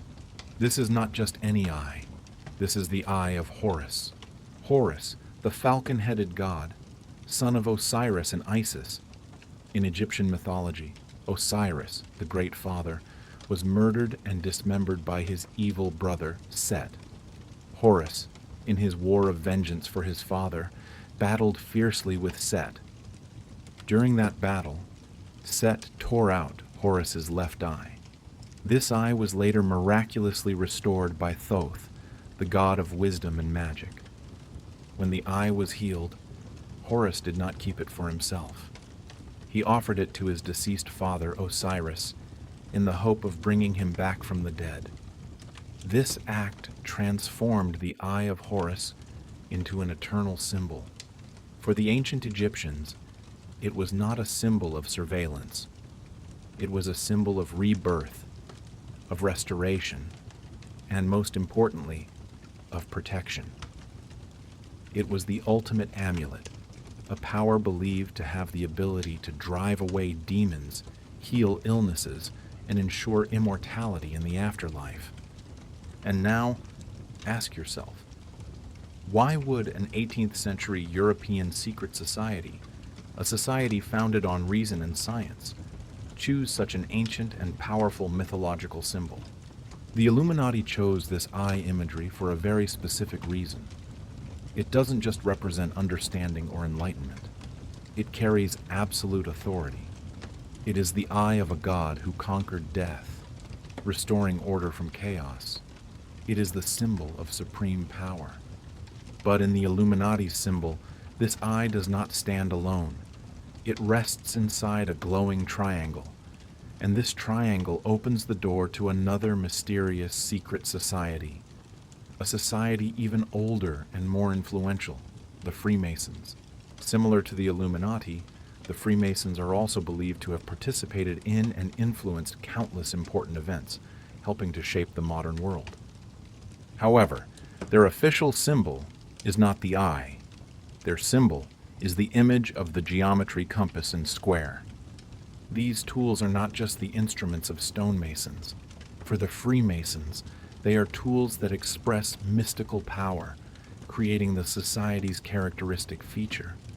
They are symbols of order, of structure, of the ability to create the world from cosmic laws. The great mathematician Pythagoras, a pioneer in the foundations of all architecture and geometry, is posthumously honored as one of the first enlightened members of the Freemasons, because thanks to him, the society gained its philosophy based on numbers and sacred geometry. Joining the Freemasons is not a simple process at all. Candidates must undergo an extremely rigorous screening process. They are thoroughly investigated on their background, education, and living environment, and during the initiation rites, they must smoothly answer all questions from other members, while blindfolded. Once again, we see the imagery of darkness and light, of concealment and enlightenment. There are even opinions that the Freemasons are, in fact, just a small branch, an outer circle comprising elite individuals selected by the Illuminati itself. The triangle that the Illuminati uses is the very representation of balance and strength. The eye of power, resting in that balance, carries eternal strength. This is also the operational and developmental motto of the Illuminati. We have an eye of Egyptian divine power, placed inside a symbol of Greek cosmic order and sacred geometry. This combination cannot be accidental. It is a declaration of the mission they set for themselves, to eliminate the influence of old dogmas in order to establish a new world order. But why new world? What was wrong with the old world? To answer that question, we must return to the time when the Illuminati was born, an era of reason, but also an era gripped by the absolute power of the church and the monarchy.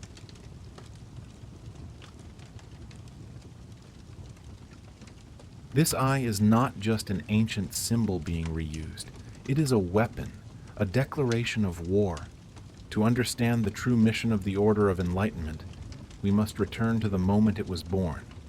We must go to Bavaria, Germany, in 1776, a shaking era, an era history calls the Age of Enlightenment. But enlightenment also means there must be a dense darkness to fight. And the darkness of Europe at that time was the absolute domination of old, outdated religious dogmas.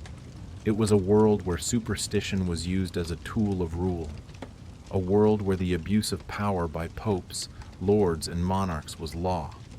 They abused faith to control minds, and abused power to hoard wealth. In that world, science was considered heresy, free thought was suppressed, and human reason was seen as the enemy of God. And it was in that crucible of oppression that the flame of reason ignited. The Illuminati was born.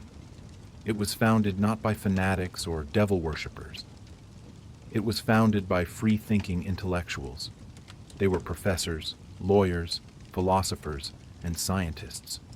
They were people who had witnessed the great innovations of science and technology, and they could not accept a society held back by illogic, sophistry, and superstition. They dared to challenge the power of the church. And now, the eye symbol takes on an entirely new meaning, a meaning of profound confrontation. Confrontation is the key point distinguishing the power of the secret society from the power of the old society. If the church demanded blind faith, they used reason. If the church preached about a judging God from on high, they chose the eye of understanding, an eye that sees through every layer of deception, all sophistry. The triangle is not just a symbol of mystical strength, it is the symbol of balance, of the logical structure in the universe that science was gradually revealing. They were not alone in this fight. The seeds of resistance had been sown long ago. Religious reformers like Martin Luther, centuries before, had also dared to stand up and challenge the supreme authority of the Pope and the clergy. The Illuminati was just the continuation, the radicalization of that struggle. Many believed that it was the ideology of the Order of Enlightenment, whether directly or indirectly, that was the intellectual force and the motivation behind one of the events that shook the entire world, the French Revolution that overthrew the feudal monarchy. Listen to that revolution's immortal motto: liberty, equality, fraternity. That is precisely what the Illuminati pursued. They wanted to open a new era for humanity. They wanted to establish a society of humanism where human value was placed first. A society of reason, where science and logical thought could develop freely without suppression. And a society of freedom, liberating people from the chains of the old regime. This is secularism, and this is the new world order, Novus Ordo Seclorum, that they craved. The members of the Illuminati, the architects of this age of reason.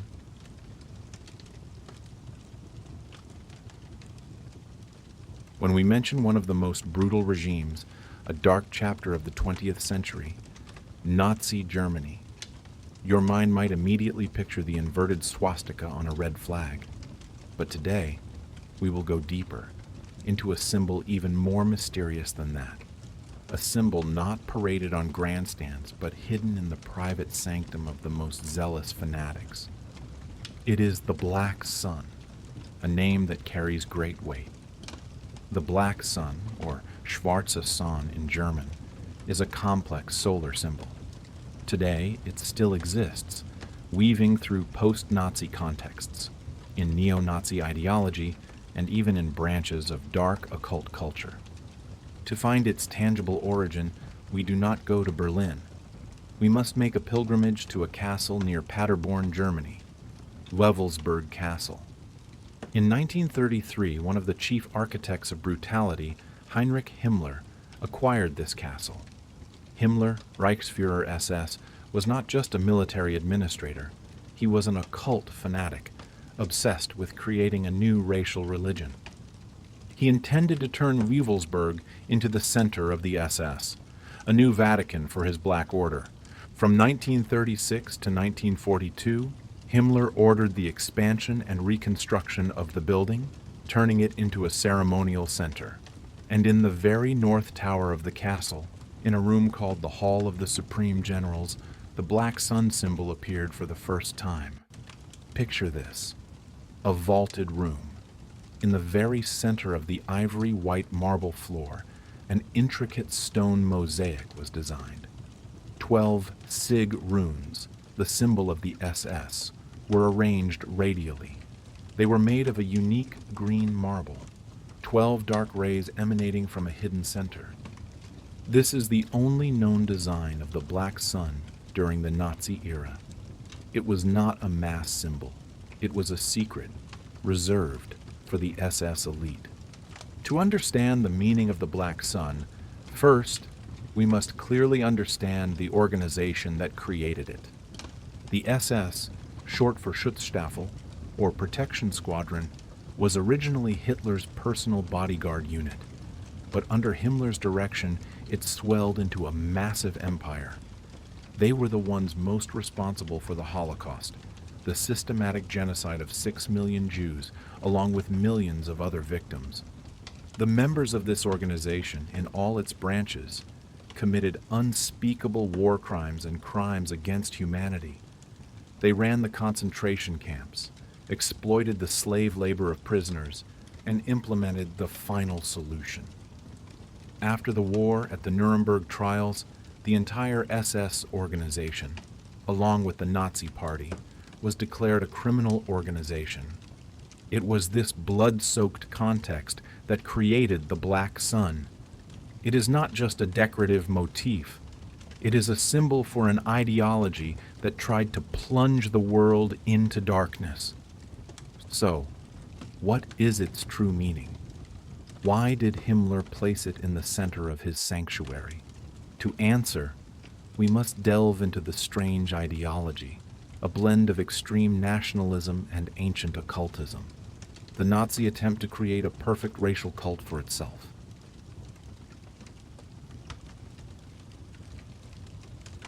The racial cult that the Nazis nurtured was not just a political idea. It was a systematic effort to uproot traditional Christianity, a religion they considered weak, rooted in Jewish compassion. Instead, they wanted to cultivate a new faith, a faith that was hard, ruthless, and built on a single foundation, the absolute supremacy of the Aryan race. And Heinrich Himmler was the high priest of this cult. He laid out a meticulous plan to create an entirely new doctrine. His inspiration came not from the Bible, but from what he believed to be the ancient heritage of the Germanic peoples. He scoured the mists of time, searching for pagan rituals, mystical symbols, and Nordic legends. All of the daily activities of the SS were steeped in this occultism. And Wewelsburg Castle, located in the Westphalia region, was the center of that worldview. It was nicknamed the Magic Castle of the Nazis, a place where pseudo-history and brutal ambition met. This was no longer a medieval fortress. It had become a religious center for the new, pure race. From here, we can begin to decipher the true meaning of the Black Sun. It was not just a design. It was a religious symbol. Each of its 12 sig runes was said to symbolize the purity and pedigree of Aryan blood. It was a marble affirmation of their divine mission. To reinforce this cult, Himmler and the Nazi ideological apparatus wove a complex mythological tapestry. They clung to a fantastical racial doctrine. Himmler believed that the Nordic race, the Aryans, originated from a mighty ancestral race, the Proto-Aryans. He believed that these primitive people had once lived on the North German plains since prehistoric times, but their deeper origins, according to him, came from a lost continent, a northern Atlantis, possibly Thule or Hyperborea, sunk beneath the icy waters. From that mythical continent, this superior race spread out into the world. The Nazis declared that the Nordic people, or Aryans, were superior to all other races. They were the bearers of the blood of ancient gods, and because of that superiority, they naturally had the right to rule, the right to expand territory, the right to enslave, and the right to purge anyone deemed inferior. This racial religion, nourished by arrogance and paranoia, grew rapidly, and the Black Sun became the central symbol for that faith. It did not just represent a physical sun, it symbolized a hidden sun, a cosmic energy source, a mystical sun that shone only for the chosen. It was the symbol of ancient power and wisdom, the thing that provided endless vitality to the superior Aryan race. Look closely at its design again. 12 sig runes. In the ancient runic system, sig, or Sowilo, is the symbol of the sun, of life, and most importantly for the SS, of victory. By multiplying it 12 times and rotating them around a central point, this design creates an explosive energy. But it contains even more.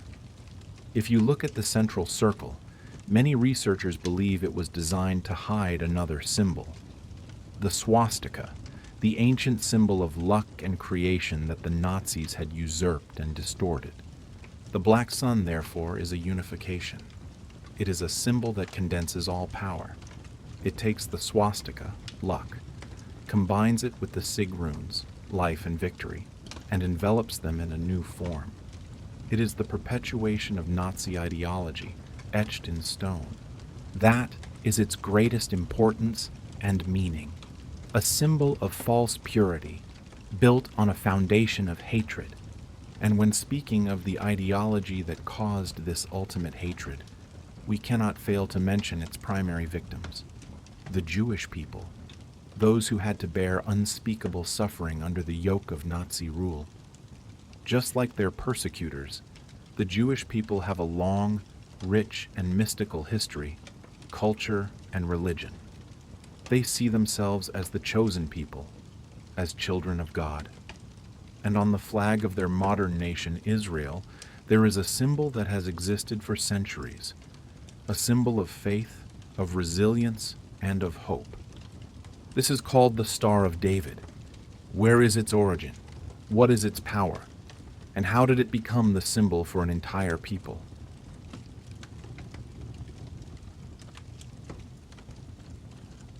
It is known to the whole world as the Star of David, the common symbol of the Jewish faith and of the modern nation of Israel. If looked at purely geometrically, it is a hexagram, the perfect intersection of two equilateral triangles, one pointing to the sky, one pointing to the earth. An absolute balance. This symbol, as its name suggests, is named after King David, the warrior king, the poet, the second ruler of the United Kingdom of Israel. He was also the endless inspiration for Michelangelo to carve one of the greatest sculptural masterpieces of the Renaissance. For millions of modern Jews, the six-pointed star is the most sacred symbol. It is not just heritage, but also a promise of protection from God. But in mystical traditions, its meaning goes even further. Ancient mystics believed this was a powerful seal, an ultimate amulet. They believed that anyone who bore this mark could make demons terrified, tremble, and keep their distance. Demonic possession would be impossible. This belief stems from an even older legend, the legend of King Solomon, the son of David. It is told that Solomon possessed a special ring, engraved with this very seal. With the ring, he could command, bind, and control even the most powerful dark forces. The seal of Solomon became a symbol of wisdom and mystical power, a symbol carrying such power, yet surprisingly, the exact origin of the name Star of David remains shrouded in the mists of history. Scholars have not yet reached a unified conclusion. A popular folktale suggests that the Star of David actually mimics the structure of the young king's own shield. To protect the metal frame of the shield, people covered it with leather. This rough frame, with two triangles interlocked to increase endurance, created the six-pointed star shape we know today, a symbol born from the battlefield. But myth is one thing, and history is another story. Although today it is intimately linked, the symbol's initial connection with Judaism itself is not as clear as we might think. Some historians suggest the six-pointed star was associated with Jewish communities since the Middle Ages, but not necessarily as a symbol of the religion. However, this hypothesis also lacks strong enough evidence and is not widely accepted. The majority of scholarly opinions led by the great researcher of Jewish mysticism, Gershom Scholem, argue that this symbol does not date back quite so far. Scholem points out that the Star of David only seems to appear clearly in the 14th century among the Jewish community in Central Europe. Specifically, the Jewish community in Prague, in today's Czech Republic, is believed to be the first group of residents to use the Star of David as their official symbol. From there, it began to spread.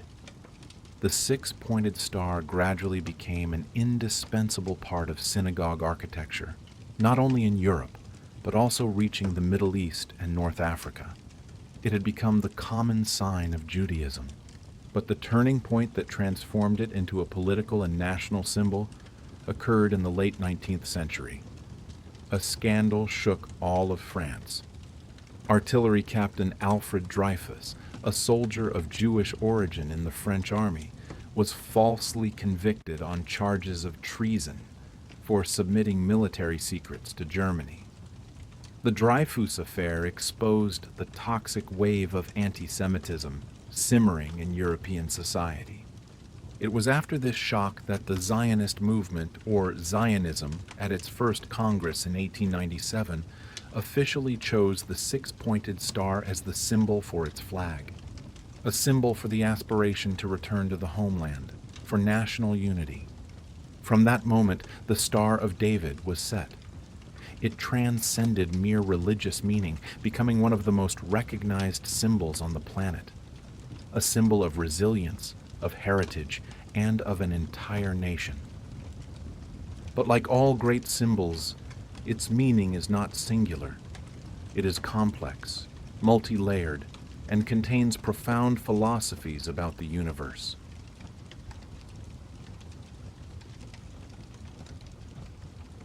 Over the centuries, the Star of David has become a powerful symbol, representing an entire community, a faith, and a nation.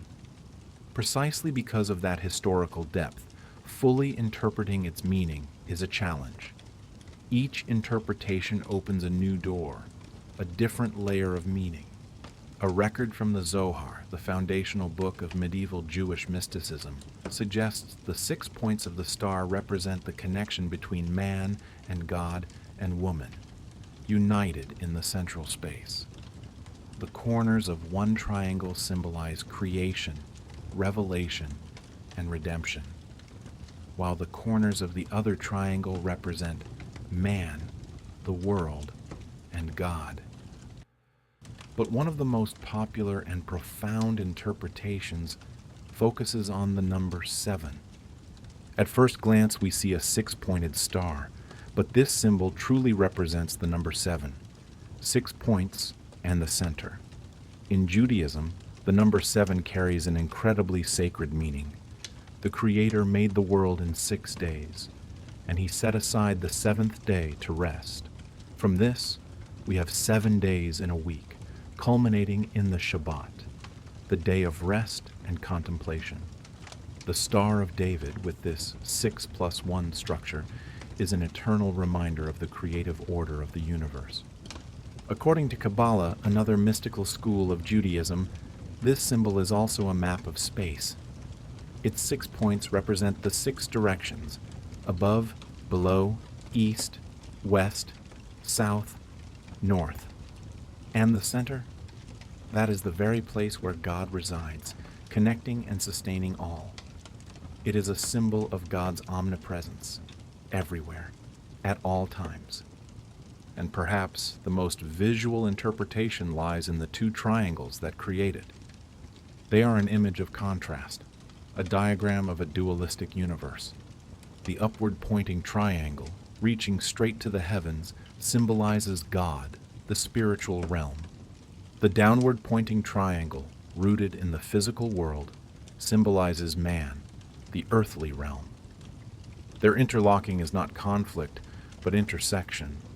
It shows the inseparable link between heaven and earth, between the divine and the mortal. It is also the balance between good and evil, between light and darkness. But the debates have never stopped. Many researchers point out that this hexagram symbol, in itself, is even older than Judaism. It appears in many cultures, carrying universal meanings. And here, it is the divine union of opposing energies, a concept very similar to the yin-yang philosophy of Eastern culture. The upward triangle is fire, is air, symbolizing the strength of the masculine. The downward triangle is water, is earth, symbolizing the gentleness of the feminine. Their intertwining is a symbol of a perfect union, a cosmic wedding. It is the embodiment of absolute harmony, when yin and yang are balanced, when the human heart and the will of heaven are one. Today, the Star of David has become one of the most common symbols of the Jewish people. It appears solemnly on synagogues. It is engraved on their tombstones. And finally, with the establishment of the State of Israel in 1948, the Star of David on the national flag officially became the symbol of sovereignty and national hope. Things that seem simple, yet contain within them 1,000 meanings. Sometimes it is just a few simple, innocuous lines, yet people find within them 1,000 years of history, or an astonishingly colossal ideology. From the black sun hidden in an SS castle, to the Star of David flying high over the Jerusalem sky. These images are not silent, they absolutely can speak. The only question is, are we listening?